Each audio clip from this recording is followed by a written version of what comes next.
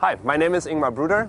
I'm a research scientist in BASF. So BASF is the largest chemical company in the world, and our business segments are plastics, performance chemicals as for example coatings or functional polymers, functional solution as for example construction chemicals, and certainly agricultural and oil and gas.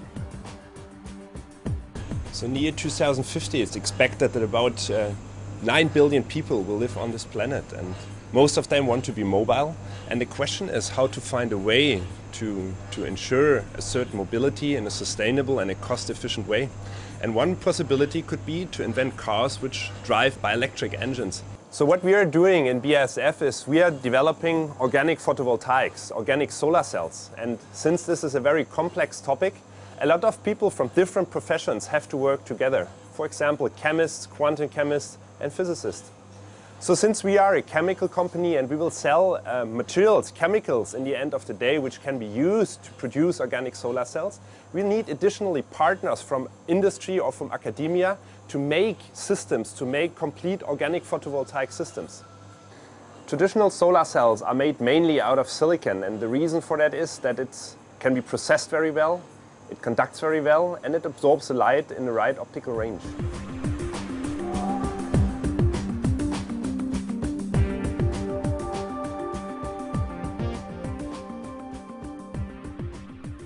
Here in these labs, my team and myself, we are developing organic photovoltaic devices. And basically one of these devices you can see here, and this type of solar cell was also used in the Smart for Vision.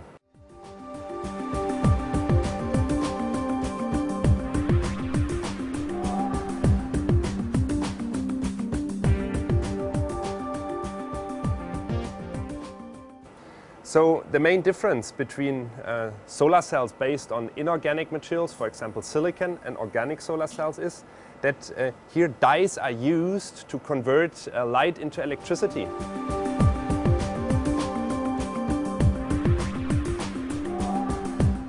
And BASF has knowledge or a lot of know-how of about over 140 years in inventing and creating new dyes. And what we did here is to invent a new dye class which can convert light into electricity. And the big advantages of these solar cells are that they can produce very cheap, in a very cheap and easy way. You can produce them in any color basically you want to have, and they are transparent.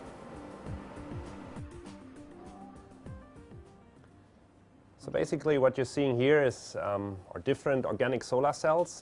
You see they are made out of different colors, different dyes, and they are running a helicopter as a demonstrator.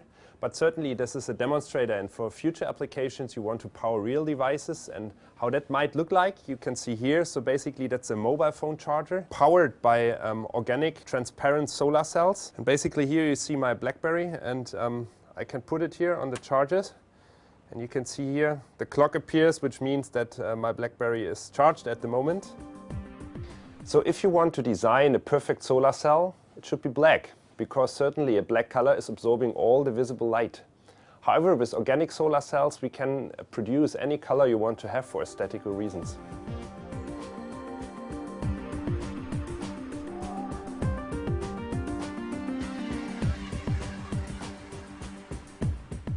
So if you're buying nowadays solar cells for your house, you have a guarantee that these solar cells will live for about 20 years. They're pretty efficient, and you pay something between €1 and €2 per watt peak.